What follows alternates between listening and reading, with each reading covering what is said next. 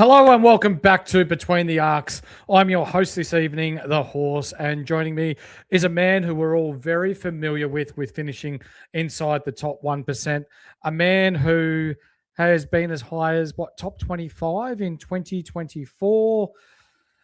He wrote up our planner, last year and helped a lot of people reach personal bests within our Insight community, which is now our Between the Arcs community. Welcome, Hurls. How are you? I'm good, mate. I'm much more comfortable with that last intro about helping others than I am hearing about where I'm finishing, mate, because I don't know, sometimes it's a bit of luck, sometimes it's good management, but if I can help one person out there get a bit better, that's why we do this, right? So I love that. 100%. But I'm looking forward to it. Should be good. So with team previews, it can be very subjective to the person that's watching along. So if you do have questions, feel free to put them in the chat. We are live and interactive here on YouTube, on Facebook, and on X. If you do watch us back, drop the comments in, whether it be YouTube or whether on audio, you can drop comments down below as well, and Hurls and I will get to them as the days roll on. But we both put our heads together and thought it was pretty important to get our teams out there. So your team is tonight, and hopefully I will be getting mine out tomorrow night as well. Before we show the people at home your side and why you've picked the players you have, what sort of structure have you tried to go with to start the year? It's really difficult for our first crack. I think it might change, but so far, and I think we said this on our very first pod when me, you, and Squiddy got on for the first team picker. I really like a few of these mid prices in a couple of the lines, and so my team's probably a little more mid pricer than I would generally go with. And as I show people, I'll talk through why. So it's probably a bit of a hybrid, but I've got more mid prices than I would normally like at this stage. I think there's 7 or 8 across the team. Okay. And normally I'd try to keep that to sort of 4, but I just like some of them. So, I mean, maybe it'll change as we go, but we'll see. For now, that's where I'm leaning. Interesting. Before we kick it off, this episode is brought to you by Strongcrete, Central Victoria's leaders in anything concreting. You want a driveway, a shed, a pool, a path, you name it. This guy's got you covered. Have it done properly the first time, every time. Mention the code INSIGHT or Between the Arcs. He said either. And not only will he do up a free quote for you, but he'll also give you 10% off any job. That's right. No matter how small or how large, 10% off any job that he may do for you. And he's happy to travel any time away, listening to the footy he loves. So before we go any further, let's bring it up, mate. By that, I mean your SuperCoach side. Connor Rozee, D number 1. Yep. I've got Connor Rozee. Good explanation. He was one that burnt me last year, but I'm going there this year. I think the role is a no-brainer, isn't it? I don't think he needs a lot of explanation. If he's playing that halfback role that he played for most of last year, I think he's a pretty good chance for top 6. So that's why he's that D1. Jordan Clark? We could go on about Connor Rozee, but it's fairly well known in and amongst the SuperCoach community and also the fantasy communities that Port Adelaide have a pretty favourable start to the year. Their sides that they're playing against is quite favourable as well. So having someone like Connor Rozee just locked in, a dual as well, so you can move him into your midfield if need be. It's just very handsome at that price. Jordan Clark, who's only $500 cheaper than Connor Rozee, I'll tell you what, this is bargain for what we saw at times last year with how consistent and how well he can score in SuperCoach. Yeah, I haven't done a lot of work on ownership percentages yet and looked at what people are picking, so I've just tried to steer clear of that. But I really like Clark. I think the role is perfect for this year's SuperCoach. If we're speeding the game up, which is what all the new rules are about, he's the perfect prototype for that. So you'll probably see a bit of a trend through my team. I've tried to pick, even not just in the defense line, but in most of my lines, all the ones I think are going to be advantaged by a quicker game. And I think he'll definitely be one of them. He did have a couple of stinkers last year. Maybe that's maybe that's the only downside with Jordan Clark. But I think for most of the year he was pretty good. I'm not sure exactly where he finished. I think it might have been D10 or 11 off the top of my head. And so that I'm happy to take a punt that he can make that, that 100 to 105 as a base. I think his floor is pretty safe. And if he goes 105 plus, well, you've got your top six. So I think that's a good thing for me. You'll also notice, I mean, and we're talking now to the mid prices, and on most lines I've got 2 mid prices, barring the ruck, because I'm not going to go both rucks. But so in my team I've got McKercher and Newman at the moment as my 2 mid prices. I had toyed with the idea of the Port Adelaide bloke, what's his name, the Bergman. Burger. But I couldn't make the buy structure work with Bergman because I've already got Rosie and they share the round 12 buy with North Melbourne and everything. It just was too hard if I went Rosie, McKercher, Bergman. So I've gone with Newman instead, hoping that he plays the right role on that Carlton halfback line. People know me. I hate putting Carlton players in my team, but again, Newman's one that I think has the right role for SuperCoach. So if he's fit and he's playing that halfback distributor role, I think he's another one that I'm really keen on.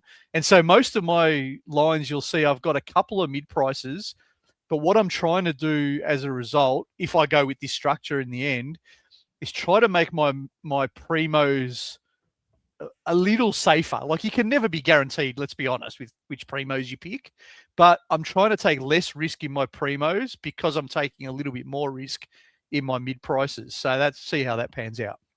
Don't mind that. Jordan Clark, 10% owned at the moment. Nick Newman, somewhat of a pod at 15% owned. So for those that remember what Nick Newman's ceiling's like, he can score you in the 140s, but he's also been known to struggle at times as well. So it will be a watch during the preseason. Zeke Euland, Jacob Farrow, Josh Lindsay, and Jai Sarong are your 4 rookies in defence. Yep. Happy with those at the moment, or is that subject to change? Subject to change. Like, I think the rookies are all placeholders. What I've tried to do, particularly on this line, is have 2 more expensive on-field rooks. So, and they both have mid-defence DPP. The wraps on Euland are massive. I think there's a wing role there for him.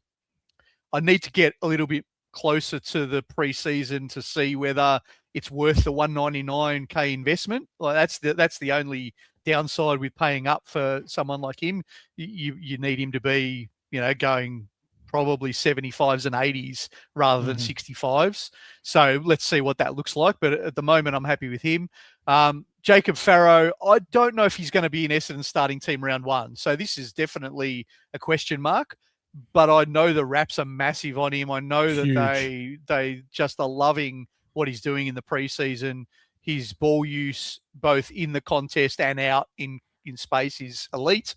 And so if he is in Essendon's round 1 team, he probably will be in my SuperCoach team. But I don't know whether he'll make that round 1 team or not. I think it's a fair shout, Hurls, because we're talking about Nick Martin being out of the Essendon side for the entirety of this year. And it's fair to say that we lack ball use. And by we, I mean both you and I are Essendon supporters. So we probably pay a little bit more attention to Essendon than we do other clubs. But with someone like Farrow, he is really good both sides of the feet and probably the best ball user coming out of the draft last year. And he seems to be seamlessly fitting in at Essendon. There's big raps on him. Your mates who are avid track watchers down there are raving about him. And if he gets a gig round 1, I feel like this is a kid that can, we won't set the bar too high, but I think he can average 70s, especially to start the year. Yeah, I think if he's in the team now, like we've said a few times, it's going to be interesting which young blokes Essendon invest in, which ones they don't early and stuff like that. So it's subject to him getting a game, but I'm really, really high on him if he does play. Josh Lindsay's probably similar. I mean, you can see the prototype I'm trying to go for here. I've got Rosie, Clark, McKercher, Newman. I don't know much about Euland, whether he'll be a distributor. I think he'll be more around the wing. But all the rest of these halfbacks who are going to be kicking the ball a lot, And that's really the type of defender I like in SuperCoach. Again, with Lindsay, let's see if he gets a game round one, but reports are good. I think there's kick-ins up for grabs at West Coast, because it's probably going to be Duggan who gets first crack at them. Duggan! If McCarthy moves into the midfield, or he won't be able to run back to get him, and if Seagull Marriage isn't playing in the back half, he'll have to sprint 200 metres to get back there. So it's probably going to be your Duggans and your Lindsays and your Yo who might get some kicking. So I'll leave the sound effects to you and Squid. Can you do the yo again, please? No, it's terrible. don't subject people to that. And the last spot I'm not really sold on. Like, I've got Jai Sarong there as a let's wait and see. Personally, this might be something controversial. I don't know. I don't actually rate him. I think he's not going to get a game. I don't think they'll go with him. But if he does get a game at 119 grand, and if he does have that role, that he's probably fighting for the post climber for that last spot. Oh, yeah, that guy. Yeah, I reckon they'll go with the post climber, because that's the kind of team Sydney are. They like that sure defence. But if Sarong is in it, he's someone we've got to have our eye on. Definitely. Are you aware that he's back-to-back VFL best and fairest winner? Yeah, it doesn't interest me. It interests me a little bit, because Sydney are known for taking mature age players, and they used Phil's favourite player, Bice, last year straight away. And I feel like there could be a place for someone like Sarong. He's played wing, he's played back. It's not too bad of a spot to be in for Jai Sarong. Let's move through to your midfield. For those that are talking about, but are in the comments, we will address them at the end. I see Rookie Coach in there as well. Absolute legend of a bloke. If you haven't already, please jump across to his YouTube channel once we finish here. Give it a like, sub up. Very good at what he does. Midfielders. The yellow, the armband, is firmly on one of the most expensive players in SuperCoach, and that's Marcus Bontempelli. Talk, please. I think I looked today, he was 20% owned. I haven't done much about ownership, but I did look at his because I was curious. With my approach in this type of team, I want, and you'll see that I've got 4 primos, and they're 4 primos that I think are going to be definitely top 10, most likely top 8, maybe top 4. And so I'm not wanting to I'm taking a lot of risk in my mid prices, no question. I don't want to take the risk of fading Bontempelli, Butters, and we'll talk about even Baz in a minute if you want. I don't see Baz in any teams, and I think that's maybe because of the early buy. I mean, Bont and Baz both have early buys. I've structured my team so that it's gonna hurt to an extent, let's be honest, because they've got a buy and we're going to have to take a rookie score for a primo for a week. But I don't think it's going to hurt me in the mid-season buys. And I've structured my team nicely around that. And we'll probably do some buy planning discussion later on. But my rationale is Bont, Butters, Smith and Callahan I trust. And I think are going to be in the top 8 mids. And I want to have only 4 upgrades in my midfield through the year, barring injury. So that's my mindset around picking those 4 blokes.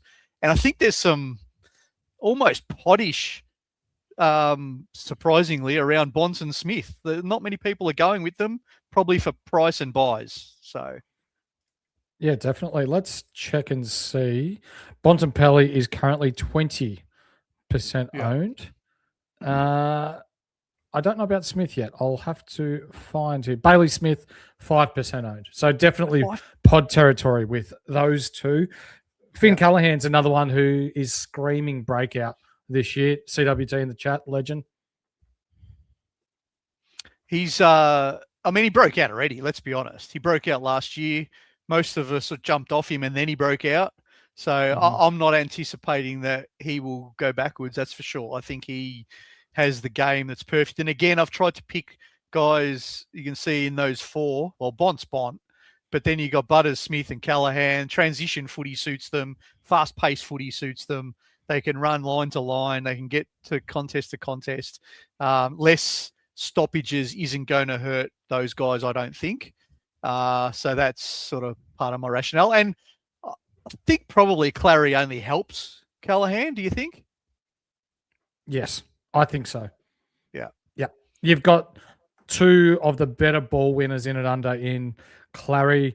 Yes, he was past his best last year, but I still think he's got a lot to give at the GWS Orange team. And Tom Green, who is as hard as a cat's head inside. You get the ball on the outside to Finn Callaghan, who is as agile and as quick as you can see in a big man. He's got a similar build to Bont, but moves he's just so nice, isn't he, to watch? And he's got such a lovely kick on him. Yeah, well, you're right. He did break out to an extent last year, 600K, but is this the year he finishes as a top 6 mid? I think so, Hurls. Yeah, I think there's that upside. I like having a little bit of upside. Yeah, the first 3 picks that I've got, I'm paying absolute top dollar for. And for those of you who are out there going, oh, well, these guys are going to go down, I agree. There is no doubt in my mind that at some stage of the year, Bont, Butters, Smith, and maybe even Callaghan will be cheaper than they currently are. But I think no matter what you do, you're going to try to upgrade around about 9 primos that you want in your starting team. If you don't get 9 right in your starting team, you're going to have a crap year anyway. And so I'm trying to make as less of a risk in those 9 or so picks as possible. And in my mind, those 4, I'm happy to pay the dollars for them.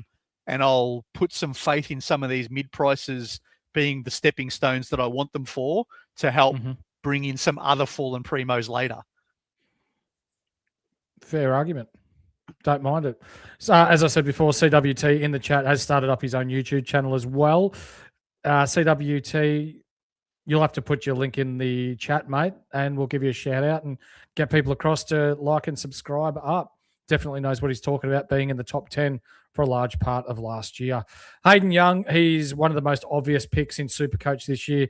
We're not going to go into him, but if you are absolutely trying to outthink the room if you don't pick Hayden Young this year. Darcy Parish, I've seen in some teams, not a lot of teams. You've got a lot of friends who are track watchers. What are they saying? Oh, he's had a very different preseason this year, and a lot of the Essendon blokes have. And anyone who has heard anything about Essendon knows we got new strength and conditioning bloke from West Coast, Matt Innes. So the programs for all of them have been different. So Parish hasn't done a lot of ball work training. He's done a lot of running. He did play match sim last Friday. He played in the guts. So that tells me that even though he hasn't done a lot of the ball training drills, that's on purpose. That's to try to avoid some of those soft tissue injuries that he's renowned for. And so the fact they put him straight in the middle when he did play match sim gives me some confidence they think he's right on track.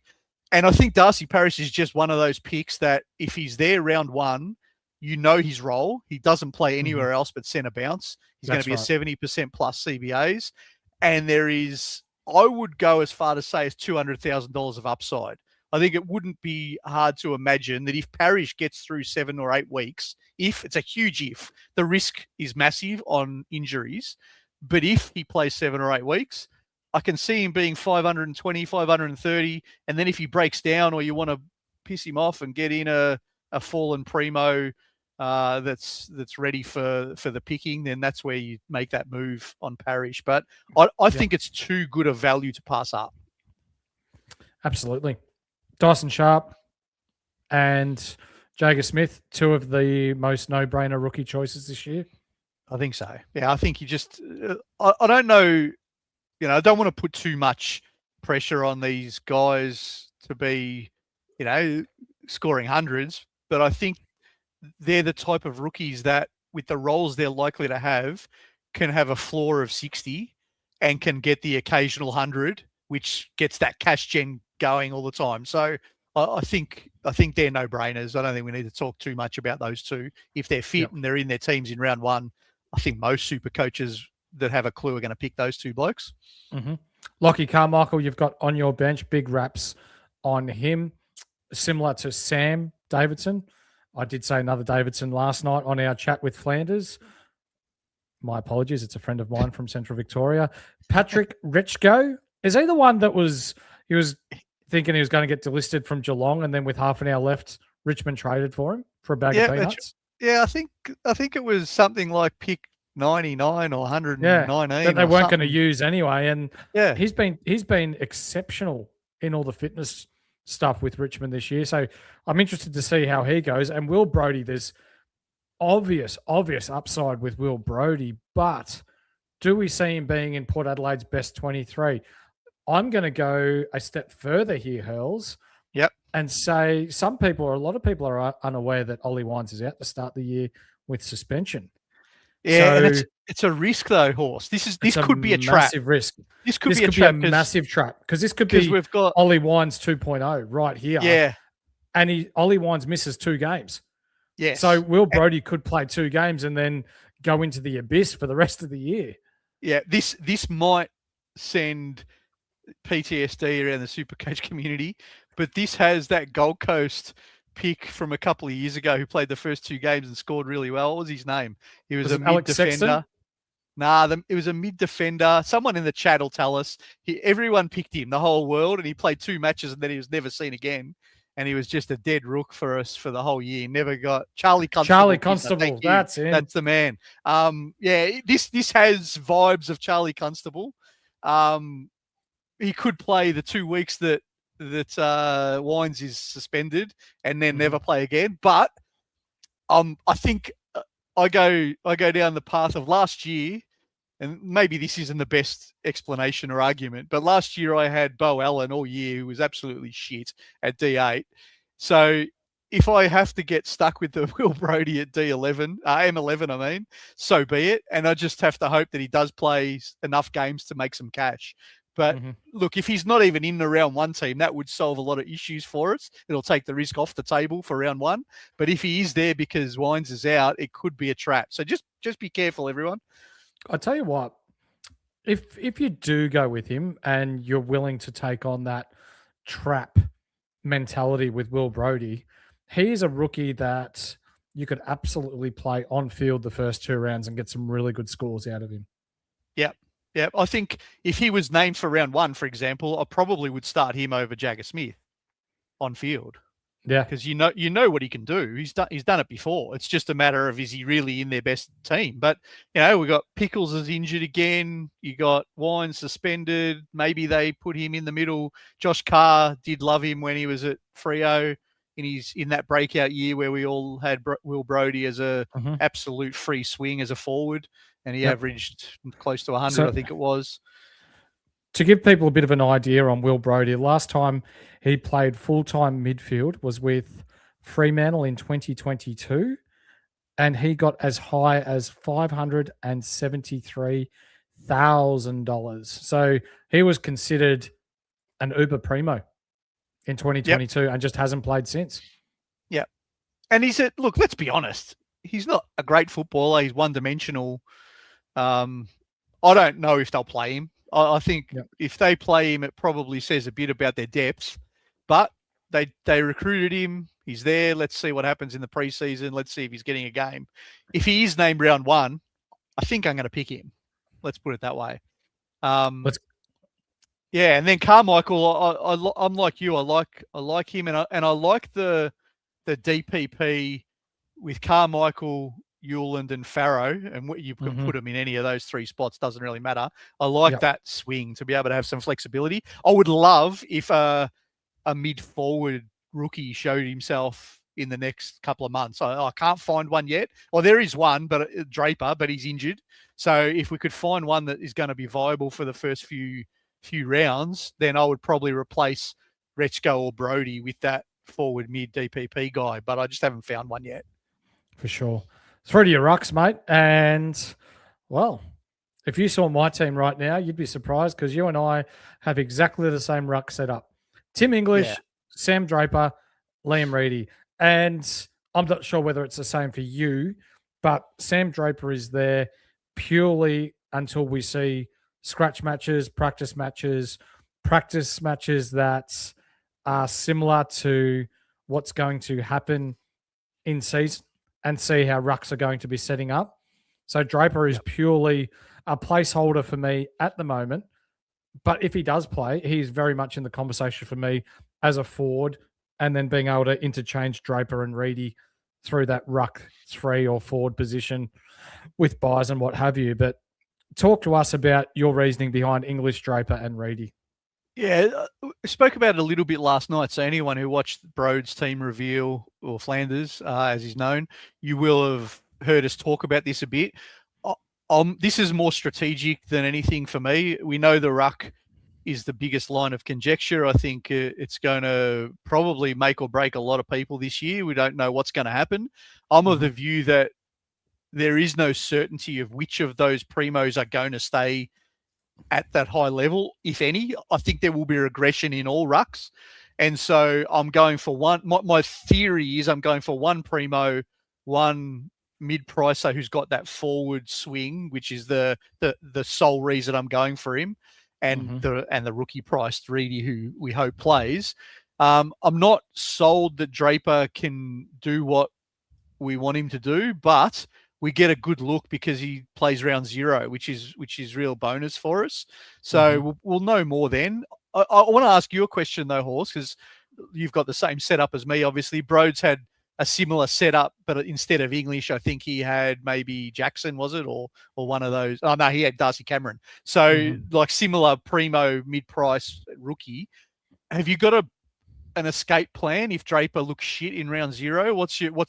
Because obviously I haven't got a lot of cash in the bank. If we look at my team, I think I've got 20 grand. I would have to restructure if Draper is a bust after round 0. What are you thinking from that point of view? Very good question. So it'll take a couple of weeks for me to solidify exactly what I'm going to do with my rucks. But for me, I've got 200K in the bank at the moment. So for me, it'll mean Draper will go out, and like I don't like the idea of starting a Gorn or a Cherry at the moment, just given the uncertainty around the ruck rules, and that I'm quite high on English and Darcy Cameron, and even to an extent, I like Brodie Grundy. Brodie Grundy for me is probably going to be one of those ruckmen that are going to be considerably underowned. We look at statistics in the way of disposals last year, and Brodie Grundy ended up being number 1 for being able to find his own ball and disposals for rucks. So you go back and watch Grundy last year, and when Sydney started playing good football towards the back end of the year, he wasn't playing a kick behind the play all the time. He was part of their transition ball where they were trying to get the ball through him, and he was trying to catch the opposition ruckman in transition using his fitness base and his football nous to be able to be part of that chain and get ruckman on the rebound. So right now, with the way I'm thinking, and again, having that footy coaching experience, I reckon Brodie Grundy could be the big winner here when we're talking rucks, and Luke Jackson a pretty close second as well. Yeah, I do like Luke Jackson as well. I have had him in and out trading places with English over the last few days. I think the other thing, just that I'm toying with the idea, I haven't been able to find the right guy, but if someone like a Jordan Sweet looked like he was going to be solo ruck, I'm even half tempted, considering. Yeah, I'm half considering going the 2 mid prices, and I'll just talk to people about what's in my mind here. When you think about, I'm big on what is that person's role in your team. Now, if I pick Tim English, clearly his role is to get as many points as possible and stay in my team all year. But I'm almost willing, if Jordan Sweet or someone like that presented as a viable option, I'm almost willing to say I'm happy to go 2 stepping stones in those roles until I see what happens to the primos, and then take advantage, because it wouldn't take that much, just mathematically, for Draper and Sweet to hold their price or slightly go up, because I think they're, in that right ballpark where they one or two good scores in the, like if Draper gets 100 in round 0, everyone's going to have him, right? Because the mathematics say he's likely to go up. If you could get a couple of thousand price rise or 2 out of Draper and a Sweet, and then you get a 50,000 drop out of 2 of the big 3, or an 80,000 drop out of 2 of the big 3. I think mathematically you could play that way and make because usually we can't do that with rucks because we know that they're the highest scorers. I Yeah. don't know that that's going to hold true this year. I think maybe Bont, Butters, Bailey Smith, etc., might outscore Gorn, Sherry, and all that with the new ruck rules. So if that Potentially, yeah. happens, and that tilt does happen, and you could cover those bye periods with semi okay rucks rather than the big dogs, providing you got a plan that they're your first upgrades in round 7 and 8. That's something I've up in the back of my mind. Has the thought, while we're talking about the ruck rules, and I probably should have brought this up throughout the midfielders, but I asked Brody this last night as well, Flanders, as he's known amongst the AFL community. But with the new ruck rules and the umpires not waiting for the rucks to get to stoppage in and around the ground, has it occurred to you that maybe we look to bigger bodied midfielders as potential super coach options? Like, I know that it'll be one dark day in hell before you pick Patrick Cripps in your side. But remember the days of Sean Grigg getting around for Richmond? If we can find someone like that, then potentially there's some really good value there. I think there could be, but with the whole ruck thing, and a bit of my strategy for not going set and forget in the ruck, which every year for however long I can remember, I have gone set and forget in the ruck. That's been my preference. But the reason that I don't think I'm going that way this year, and even maybe considering going complete mid-pricer, is that I'm unsure what's going to happen. And so I think that extends to the midfielders that you're talking about. Yes, I think Cripps could get some more clearance work as hit outs or whatever. Like I know there might be less contests, less stoppages, and maybe that means some less points for ruckman even. But what's to say, for example, and I think I used this example last night, we're all thinking maybe it impacts Sherry negatively because he's got less tackles and clearances and those kinds of things. But what's to say that there's not, out of the 10 less stoppages that happen, what's to say there's not another 10 during the game where his opponent isn't there, but he is, and he grabs it out of the ruck and takes it and kicks it? Like, I don't know what's going to happen. So I'm just a bit cautious on the ruck setup, which is why I'm almost tempted to not invest all my dollars there, whereas normally I want to invest all my dollars there. Even last year, I think 3 ruck setups worked really well. And I'm not discounting that for your full team, your finished team, but I just think the starting team, I'm erring on the side of being unsure and not necessarily wanting to throw all my eggs into the basket of the proven guys. Let's have a look at your forward line, mate. Forward line, which is this line is really tough, I must admit. This is the line I struggled the most with. I think the first 2 guys and so M1, M2, M5, M6, I think is very consistent across most teams. When I say M1, M2, some people might have Flanders as M3, but my forwards being Sheasel, Flanders, Brent Daniels, Sam Lawler, Mateus Philippou, Todd Marshall, and then Leo Lombard and Devon Robertson on the bench. I've gone again with the 2. I'm counting Flanders as a primo, anticipating he goes back into the midfield. So I'm not really counting him as a mid-pricer, even though his price says I should. And I'm saying that I think Sheasel and Flanders are my 2 blokes that can still be there most of the year. Daniels and Lawler are my cash generators. I think there's huge value in the 2. And then Philippou and Marshall, again, the rookies with the most chance of playing a lot of games. So that's sort of been my thinking, but I hate the forward line, to be completely honest. Coming from a track watcher today in, what was it, an intra-club match that St Kilda had. Very interesting. I'm going to release the podcast tomorrow. We've been doing our teams in order, but I think it's pretty important we get this one out tomorrow. Romo was playing across half-back as an intercepting defender. TDK was the ruck. Mateus Philippou, no strapping on his body whatsoever and going nuts. Sam Flanders dominating through the midfield. Nass 100% midfield time, and Jack Sinclair patrolling the back line. So with all things considered, Sam Flanders at 396K, if you're not picking him, I reckon it's a case of trying to outthink the room, Hurls. Yeah. And that there's 150 to 200K worth of value there. Like, he could get back to 550 to 600K in an inside mid-roll for St Kilda this year.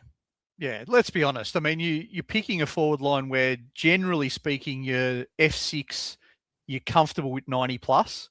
It's not like the midfield line where you really need your 115s. This is a 90 plus line. I'd be staggered if Flanders can't go 90 plus, and I'd be probably more confident he goes 100. And so he's just a lock at the value. I think I'm not telling anyone anything they don't know here. I think it's the same with Sheasel. I think you just have to pick him because he's proven it. No matter what position Clarko decides to stick him in, he can figure it out and start scoring. And forwards not as foolproof. The one that if I restructure this line, and I'm sure we'll talk about these two mid prices in a minute, but I would really be tempted to put Sam Darcy in there. So I've got the 3 primos. I really rate him. My theory usually is avoid key forwards, but he's a bit of a unicorn. He can play some ruck. He's going to dominate games. Yes, he'll still get an odd down game, but I think he's going to get some huge spikes. So I am tempted to put him in, but I probably, if I do, because I've got Bonds and English, I would have to take English out. I couldn't play the 3 of them. It just wouldn't work with my buy setup. So that's a consideration if I do tinker with structure. Sam Lawler, you've got him in there at under 300K. Yeah. I don't know if I'm a year early on this bloke. I mean, I think he's going to be a gun. Everyone knows that. Are they going to give him enough mid-time for this to be a successful pick? I don't know.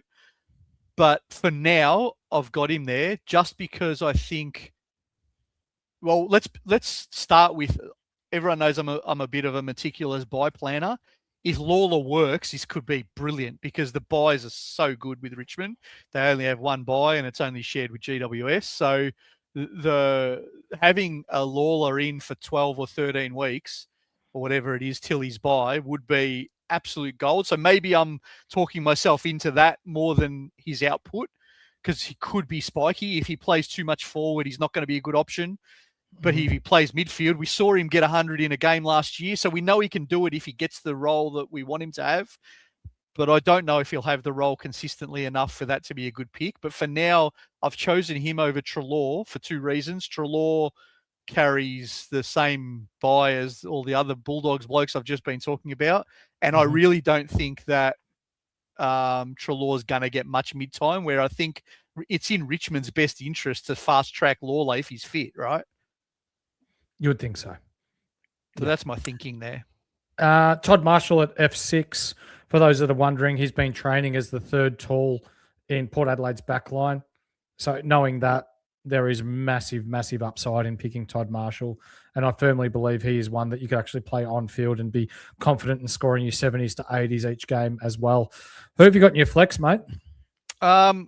This is a new addition to my flex. Ooh, I know nothing about this bloke, to be completely honest, but I trust our man Phil and the great Deadly, who have been spruiking this guy all day and saying this guy is a freak. I wouldn't know him if he stood up in my cornflakes. So maybe I'm going to have to get you to help me out here. But the spruik on this bloke is so massive, I had to put him in. There's a bit of glazing going on for this guy in our chats, but for good reason. So he is a dual sport representative for Australia and his state. Entered the Sydney Swans Academy last year after having played not much footy at all. Was it around mid-season? He made his way into the VFL side.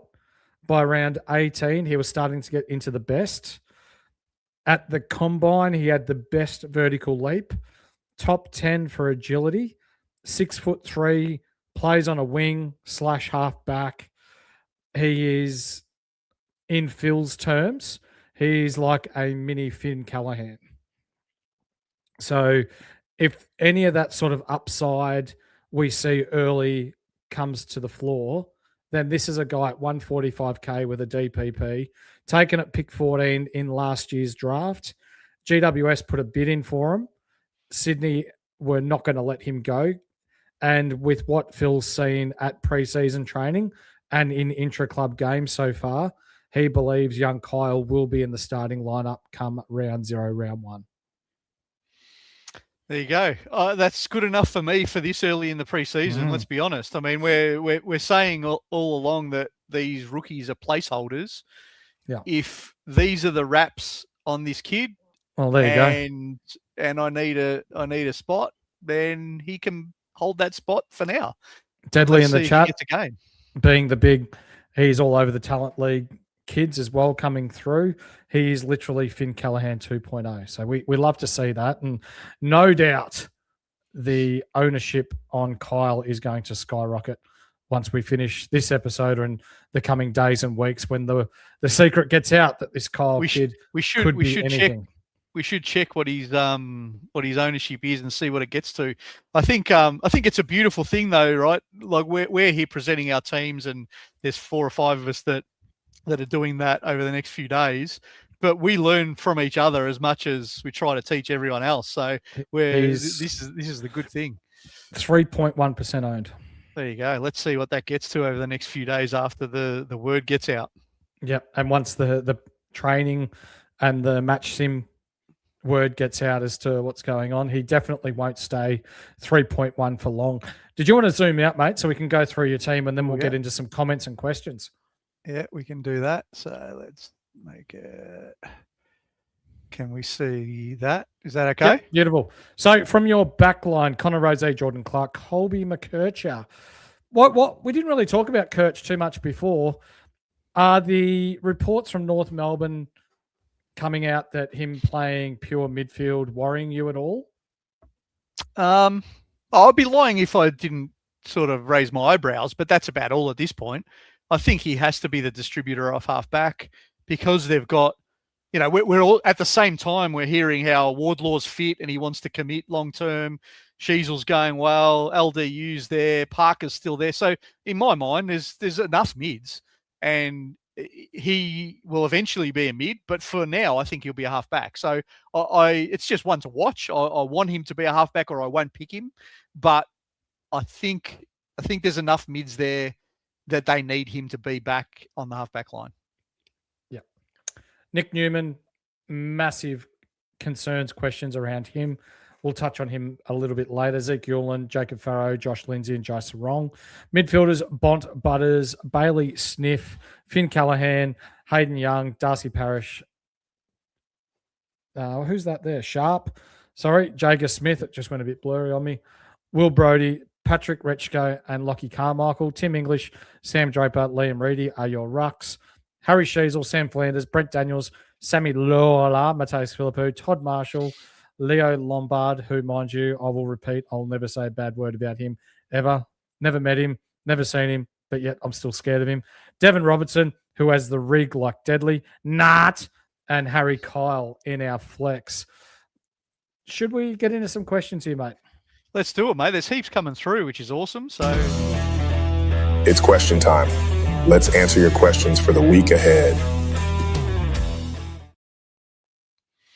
All right, let's get into it. Frankie, thoughts on Connor Budarick or Budarick? Oh, he's at Carlton now, isn't he? No, he went to the Bulldogs. So it's a good shout. I have looked at him a few times. I don't know what role he's going to get. Like if he was sitting alongside our man Daly Bale, I would be interested, because we know that when Dimmer first got to Gold Coast, Budarick was, halfback distributor. But then we saw him go into the forward line at Gold Coast last year. So I don't really know what the Dogs are going to do with him. If we see in the practice matches that he is across halfback, doing some nice cheeky 1-2s with Bailey Dale, I'll be interested. But because he's about 230 or 40K for memory, he's someone to just have on the watch list, see what happens. For sure. Arvo, boys, happy SuperCoach opening. Yes. Let's get heartburn and sleepless nights for 2026 in SuperCoach. He's pretty spot on, isn't he? This is how the heart's going at the moment. He's been looking for any excuse to play that new sound, ladies and gentlemen. So thanks to Mr. Spanky, who gave us the opportunity to play. That's right. For Horse to play with his new toy. Rookie coach, mate. What do I need to know about Newman? Age and injury recovery, not a concern. No, they are a concern for sure. I think Newman has upside, but he has risk, and I think this is what I think most of my mid prices, or let's call it 1, 2, 3, 4, yeah, five of the 7 or 6 of the 8, if you want to include Draper, they have injury history. That's why they've got a bit of value in them. So there is certainly huge injury risk in my team. If you can manage it, I think Rookie he's got to have the role. They're going to need him, and he's safe sort of kicking out of the back line, I reckon, because Carlton have been terrible at retaining the footy. That's one of their biggest downfalls, and I think Newman adds a lot in that area. I think he'll take some kick-ins shared with Sard. So I think he's got upside, but yeah, definitely he's an old man. Injury recovery is a problem, so he's not a set and forget and throw away the key for me. That's for sure. Frankie again. Geelong have an easy run home. You'll need Baz and Holmes in your side after the bye. Yeah. I agree. Yeah, I think there's even a place to like. I get why people haven't got Baz Smith in their team. I think it's the round 3 bye. I want to say it might be 2 or 3. I can't remember.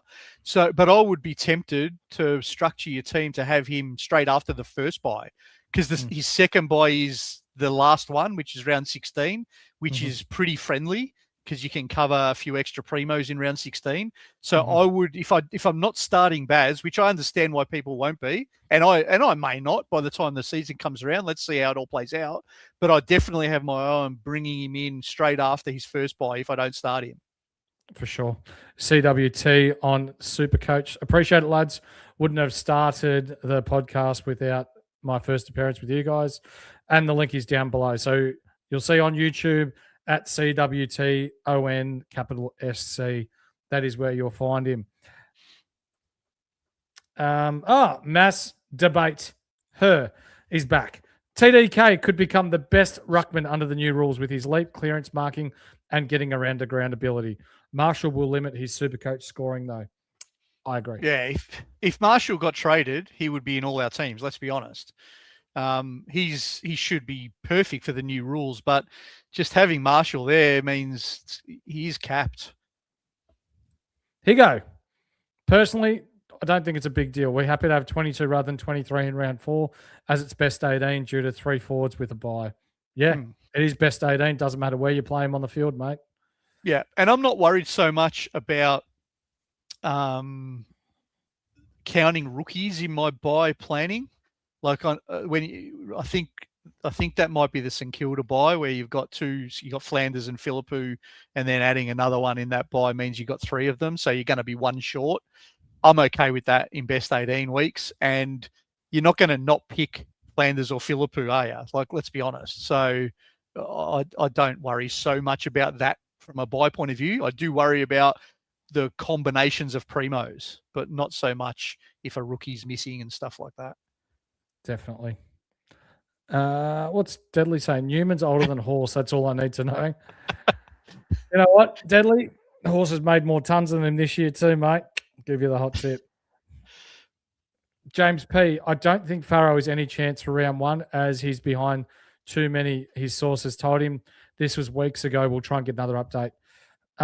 Credibility there, because Jimmy in the chat actually houses some of the Essendon rookies when they first move away from home, and helps out the Essendon Footy Club. So appreciate you, man. No, I think it's spot on. I don't know if he's going to start. It's because he's done a bit of the match sim in the midfield, and we probably would think he gets a gig on a back flank when he first comes in. So it is probably a bit of wishful thinking. I did say that, but if he's not in, I'll just ditch him and bring someone else in. 100%. Ricky Edwards. Ricky, he's a legend of a Black Rick. Hurls, no Taylor in your back line. Couldn't fit him in? I can. I could Xavier Taylor. Yeah, I can. I could go Zeke Ulan down to him. Or you could go Farrow down to him as well. Or Farrow straight to him. Like Taylor's in my thinking.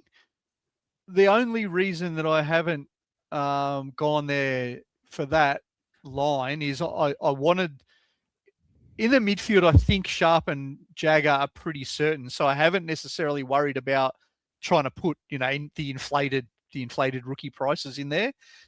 But all my other lines, if you notice, I got Philippou and Marshall, who are inflated, got Ewland and Farrow, who are inflated. And my preference at this time of year is to try to have as many inflated rookie priced players in, so that if we get to round one and, Taylor's in, but one of the others isn't, it's easy to go down to them. It's a lot harder to go from 119K bloke up to the 158K bloke.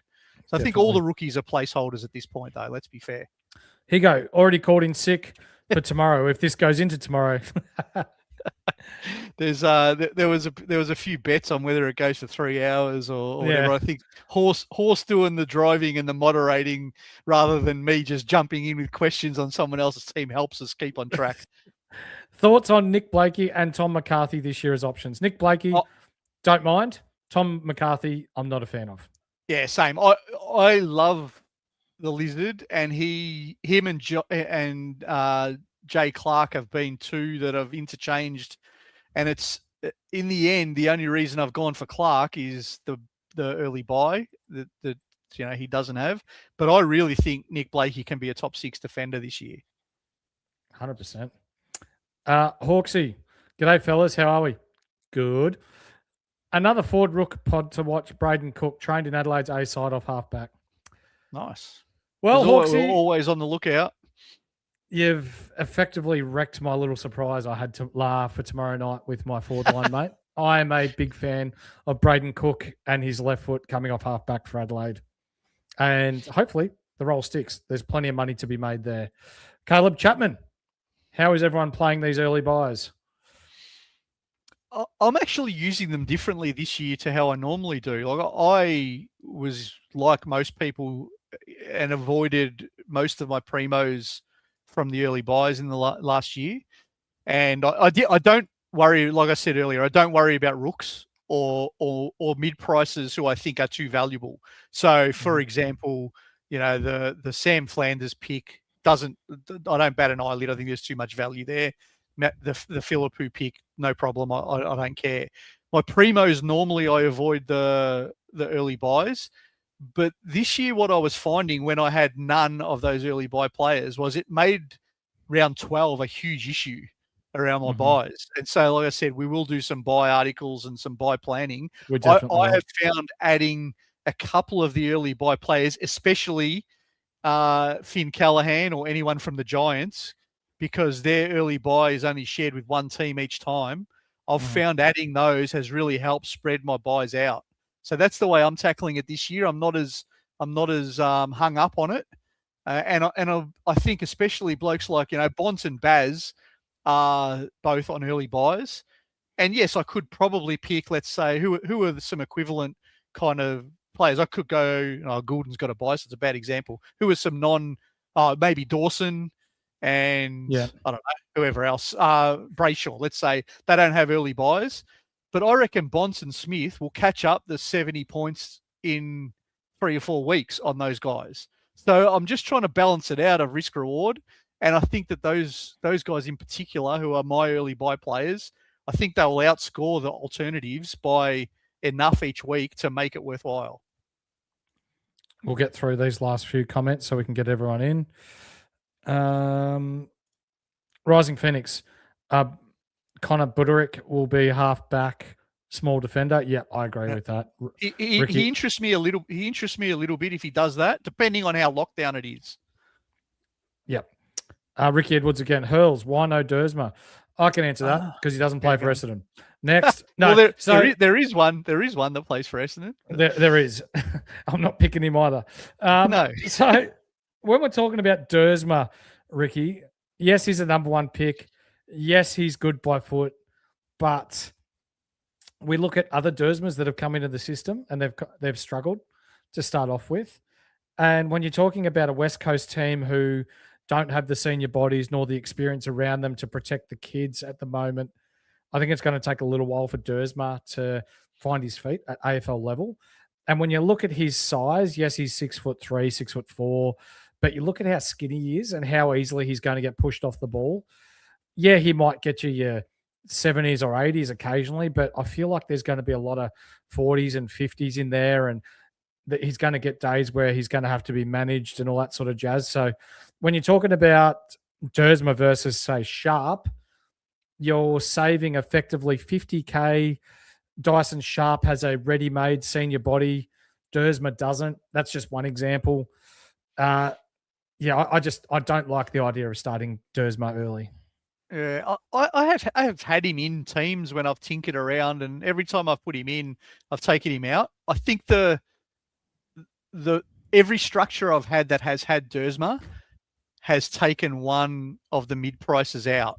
So if, for example, we get to close to the season and Newman's not viable, Draper's not viable, Parrish is injured, Lawler's not viable, if something like that was to happen, I think that's where I would consider a Dersma, where I go a more expensive Rook, save the 100 and something thousand, and then, for example, take that 100 and something thousand and put it on Draper to make it a 2 primo ruck setup.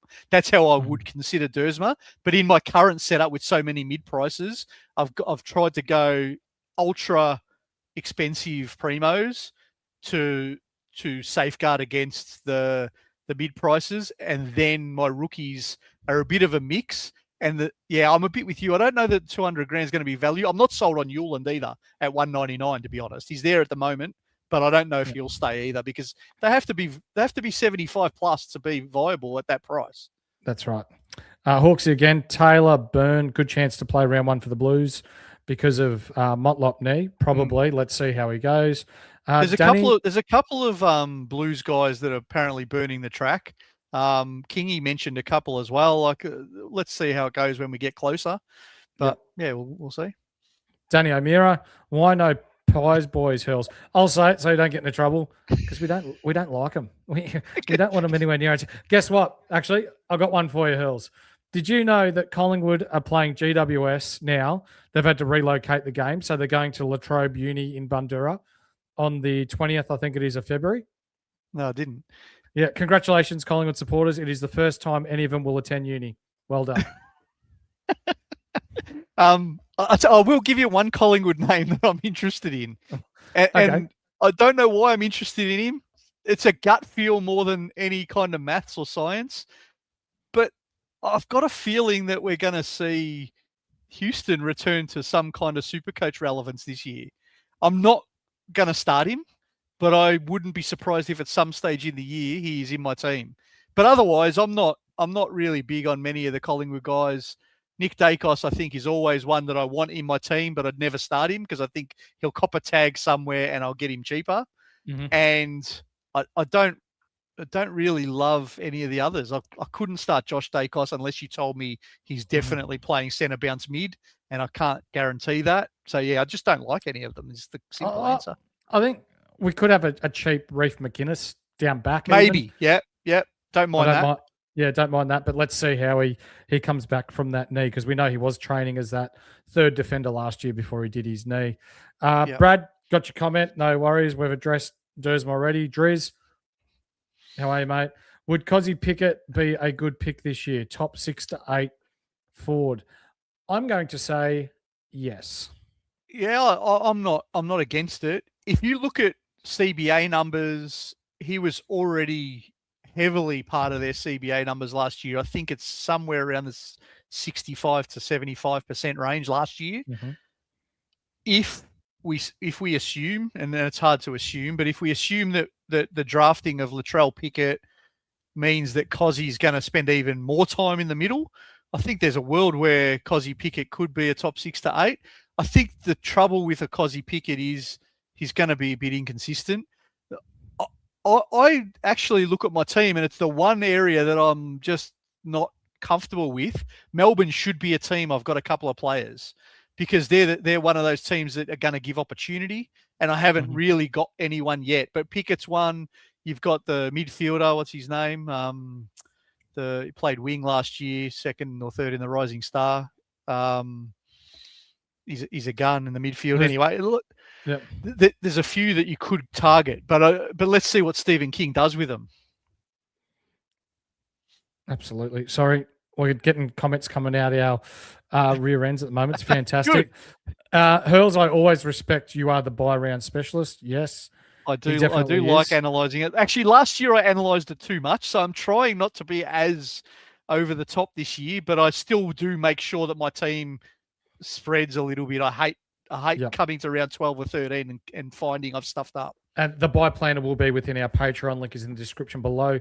For a third of a cup of coffee per week, you get access to everything all the experts do, our trades, our analysis, picks. We've also got a young man. I won't wreck it too much just yet, but he has put together a list of all track watchers, and they will all be contributing to our chat. So you know exactly what's going on at your club and all 17 clubs throughout the preseason. Ollie Greaves, 99K. He slid because recruiters thought that he's already peaked. But at 99K, if he gets a crack early, again, this is just a no-brainer with how much cash he could make. For sure. If he's in the Hawthorn team round 1, or we get a look at round 0 even, he's probably going to be in everyone's team. I don't know whether he will be or won't be. The other one of the Hawks that is interesting a lot of the community, which I think is fair, is McDonald. If he's got that midfield role with the day injury and all of that kind of stuff, I think he's another one, and he's a forward who's maybe 350K, something like that. He's another one just to keep a lookout for. Loving the comments. We'll get to our last 3. Hoof-hearted. Sorry for the potential PTSD flashbacks, but thought on Zardes at 220K. Yeah, thanks, mate. Means a lot. Nah. Not for someone that can't kick over a jam tin. Nah, as an Essendon fan, I want nothing more than Zardes to work out, because it would mean we improve instantly if Zardes and Sharp become gun midfielders. But I'm not going to spend my 220K on him when I know he's a risk of being in the team.